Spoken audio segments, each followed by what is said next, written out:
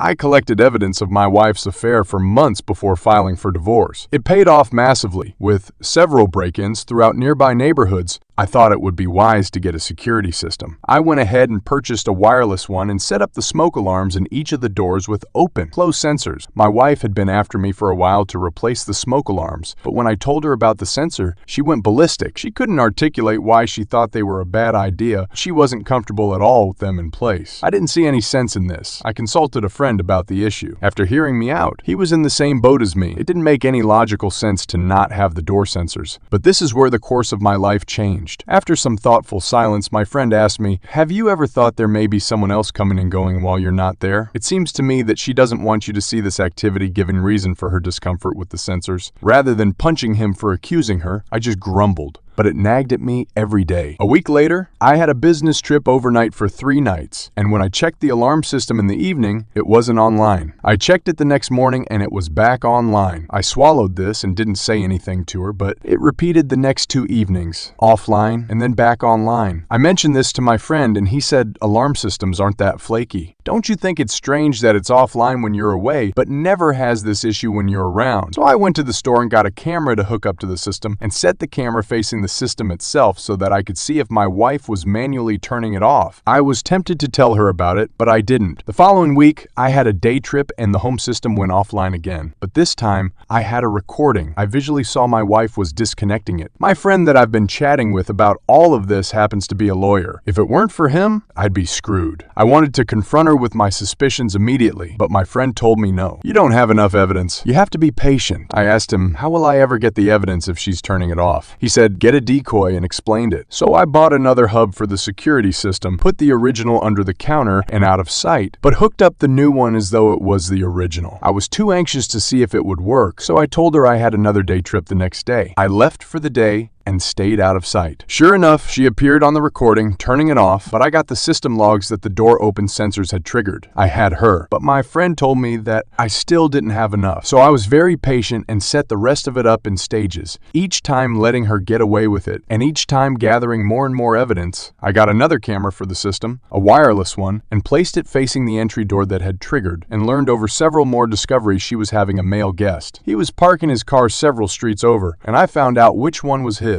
My friend told me it's easier to put a GPS on his car, which is illegal, but better than trying to follow him and get caught doing it. So I waited and told my wife I would be working in the city 40 miles away and would be doing it for the rest of the week. I took a week off from work. That day, the lover came over and I put a GPS on his car. It would ping my hub once a minute for the next several days. I traced it on my laptop in real time, and when he was at home, the GPS gave me an exact location. In our state, we can look up property information online and find who owns the property. So now I had my wife's secret lover's name and his wife's name. They'd been married for 17 years with all their kids in high school. Then I put the wireless camera in our bedroom, only to find out they weren't fudging in our bed, but in our walk-in closet, which is spacious enough to get the job done. The camera picked up the audio, but not the video. I captured some video though, such as them leaving the closet naked, but not actually in the act. I waited for her to leave for shopping one day and repositioned the camera in the closet. I caught them in full glory the next time he came over. Now what? My friend told me while I had enough evidence, she will still put up a denial because she doesn't want to get him in trouble with his wife. So she'll dig in and won't give. Your best bet is to bundle all this stuff together and give it to her lover's wife anonymously. Once this happens, the dominoes will flow backward and your wife will have to come to you with a confession. If you do it right, you can erase all your fingerprints from the whole situation. Keeps you from being the accuser. I like this plan, but I really wanted to get it over with. So I used some Movie Maker software and pieced together all the parts and stages of the investigation I conducted. Dates, times, everything, and strung these together in a timeline. This part was kind of fun, so I added context captions for more information. Once this was all done, I had the urge to set it to music, so I used spy music like Mission Impossible. And when the two lovers met at the door, I used Gershwin tune. And for the big love scene, I set it to a rock music tune by Billy Idol. I even added close-up zooms. I was getting all the angles anger out of my system while I was making it. Seems a little strained, but there was this odd thrill of having not only won the game, but mastered it, and now I was about to play her instead of the other way around. Might as well knock it out of the park. I added comedy pop-ups next to their heads, with thought bubbles of quips. I started laughing hysterically. After it was done, I couldn't help but wonder if I was losing it. But when I first handed it to the lover's wife, she didn't know who I was. I said I was doing a background investigation on her husband for a new position he was being considered for at work. And after following him around, this is what I discovered. I left the homemade movie with her. Only much later did she learn who I was. So after I dropped it off with his cheated-on wife, I waited for the bombs to fall. That evening, my wife came to me teary-eyed and confessed the whole thing. I asked her, "Why now?" And she told me the wife had called her with the information and how she had obtained it. She told my wife she would allow her to tell me about it first, but she was going to do it if my wife didn't. So my wife got in front of the train and spilled her guts about everything. I had the presence of mind to keep the wireless camera handy in the room, and when she started the confession, I started recording, got the whole confession on record, and as a bonus, I got her to confess she'd been doing it for almost 4 years with this guy. She'd gotten pregnant with him once, and it miscarried. I still recall the episode. She made up a fake medical reason for it. I was so worried for her health when it happened. Pretty stupid, I know. It was highly satisfying to pretend ignorance while she confessed her heart out. I told her I wanted her to file for divorce, to start the papers rolling, and to assume she would get nothing in the settlement, but that I would give her something after the fact, to get credit for my goodwill and all this. She would have none of it. She hired an attorney who tried to get her more than half the community property assets, including the house, and leave me with all the credit card debt and to pay for her attorney fees from my half. Her attorney made it sound like a one-night stand. My attorney argued she should have nothing and handed over all the evidence, including stuff the other wife didn't have. We didn't have a judge yet, so the judge took sides with my attorney since I had the recording that she'd been deceiving me for almost 4 years. My attorney also argued that I had offered to give her something back if she would make it simple and short. I had also offered to bury the cheating, so nobody had to talk about it anymore, and this was the purpose of making her file on me first, so it would look like she left on her own. Which is true, she left me when she cheated in the first place. Oddly, her lover came to the hearing and sat in the back, and since we had never officially met, I guess he thought I didn't know who he was. I introduced myself to him on a recess break, and he gave me a fake name and lied saying his hearing was coming up, which is why he was sitting there. I corrected him on it and told him exactly who he was and why he was there. I thought he might leave at this point, but he stuck it out. The lover and his wife divorced. She took the lion's share. Sometime later, they happened to be in a supermarket and were trading a superficial greeting when I walked past them into the store. I didn't see them standing there, but I saw her in the store right after, but didn't say anything. She cornered me alone in the dairy section and said, "You dropped off some valuable information with me not too long ago." I acknowledged, and we traded somehow a few statements back and forth until she said, "You're the husband." Busted. So I confessed to who I was. She thanked me for my self-control and that I patiently gathered proper evidence and got it to stick. I got a call from my ex that evening. She found out the hand I played in this whole situation, and she was batches crazy about it. Clearly, the other couple did the math and figured out who I was. The lover had called my ex and told her of this. Until that moment, all of them believed the original cover story that a work-related investigator had handed over his findings. I told my ex-wife, "So what? You came to me and confessed." I didn't have to play bad cop and pound a table and rake you over the coals. The writing was on the wall,